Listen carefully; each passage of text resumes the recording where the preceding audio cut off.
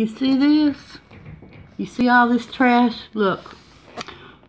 Soda bottles, all kind of mail and everything scattered up right up under my window. Well, this was done when those little hooligans were out here having a little street party, talking to somebody in a car. Where else? Right at my window. Does TPI management care about the trash?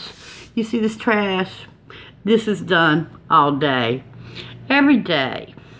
Part of the problem here is people running illegal food stamp stores where they buy the products on the food stamp card, sell them out of their apartment, the other end of Building 8, 2 apartments I know of, and many others. Anything you want to buy, and I do mean anything you want to buy, legal or otherwise, can be had there for a price. And that causes all kind of traffic with these unsupervised juvenile delinquents